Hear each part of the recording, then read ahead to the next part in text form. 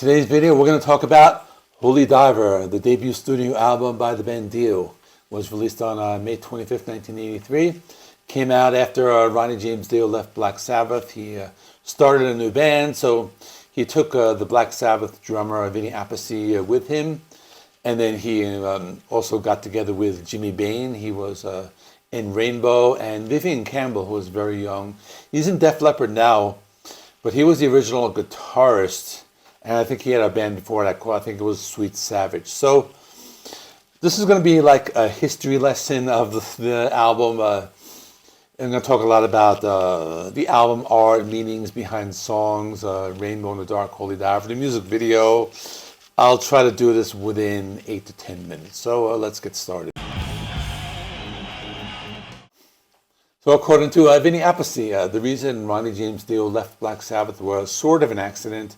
There was some tension between him and Tony Iommi and Geezer Butler, and he was already offered a solo deal with Warner Brothers. It was only going to be just one record, which would be more of a solo album with a bunch of guest stars, but during that time, his relationship with the guys from Black Sabbath started to deteriorate, and he decided to put together like this full-fledged band. And then at that time, Black Sabbath was bringing in more vocalists. So during the 80s, you know, they had like a bunch of like different vocalists on their albums. So,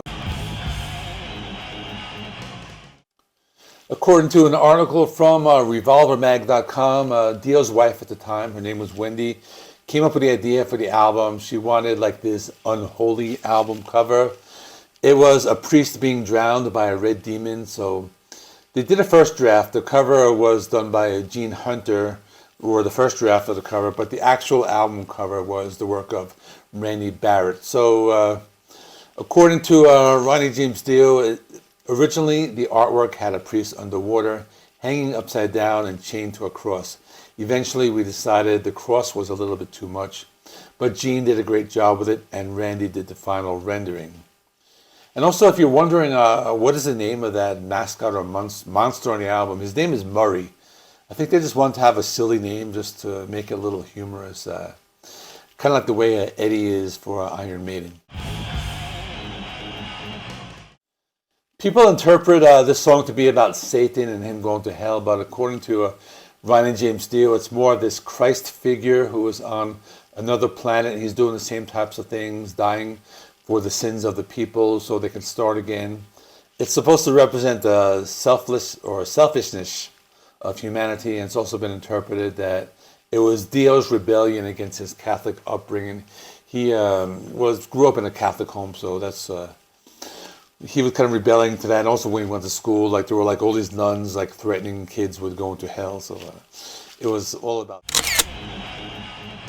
The music video was very cheesy. It's like this 80s style music video. It was directed and edited by Arthur Ellis. Ronnie James Dio was dressed as this barbarian. He fights this figure with a sword.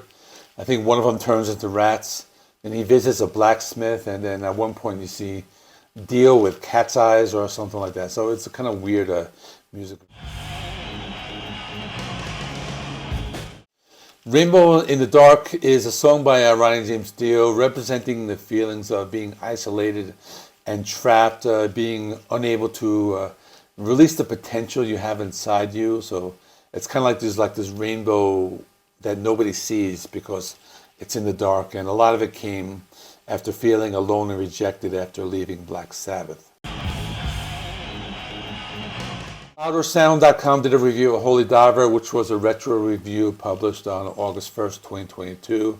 They gave the album 4.5 stars out of 5. Pitchfork.com reviewed the album on July 9th, 2022. They were reviewing the Super Deluxe edition that came out, so I'll read an excerpt from that.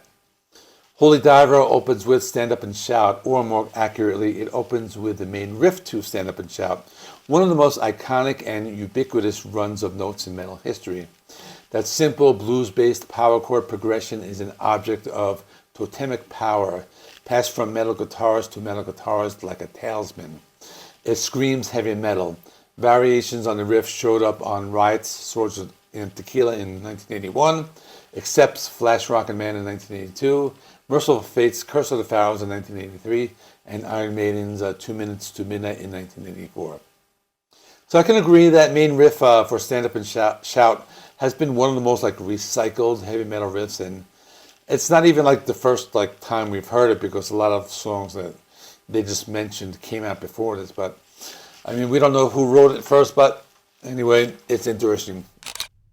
Okay, so let's talk about the songs. I was just talking about Stand Up and Shout, just that classic guitar riff. It's a great song, just screams heavy metal, and it just opens the album very well. And then Holy Diver, just great guitar riff. It's awesome, kind of like similar to what they were doing on Black Sabbath's Heaven and Hell, with that just like really epic guitar riff. Gypsy, I like that one's hard rocker, more like classic heavy metal, lots of power chords. It's very energetic. Reminds me a little bit more of like late 70s Rainbow. Then Caught in the Middle, that's just like the more like the melodic songs. I don't know if I want to call it a power ballad, but it's a mid-paced rocker, and it's a little more like the traditional heavy metal, but it's a little more laid back. And then Don't Talk to Strangers, which I guess we can agree is a power ballad. It's a really great vocal performance on that one. It has some traditional heavy metal guitar riffs, a mix of aggressive vocals and melodic vocals, that classic gallop that was common in heavy metal, and tempo changes going from fast to slow. Straight Through the Heart is the first song on side 2 if you have the vinyl. Great example of traditional metal. There's some great guitar riffs, there's some awesome drumming. The slower pace sounds like something that could fit on like the Heaven and Hell album as well. Invisible is a cool deep cut. It's a little different. Got the clean guitars in the intro, some softer singing by Ronnie. Kind of starts to pick up. Reminds me again of like Rainbow, like from the late 70s, more of a classic rock feel. It's slower pace, is very good.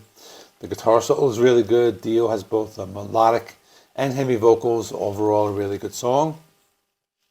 Rainbow in the Dark, that's just a classic. It's just one of those songs where, you know, it's a mixture of the keyboards and the guitars, so I like that aspect of it, and it's just a very iconic power ballad, and just one of the most iconic songs from the band. And final song, Shame on the Night, really cool. You know, got that wolf howling, the slower bluesy guitar riffs. It's a little more, it's slower and more doomier, kind of more of a stripped down sound, kind of like a Mob Rules kind of sound. I like that. Also has like the heavy chugging power chords and some haunting choir style vocals. So it's kind of like almost like a Sabbathy type of song. So really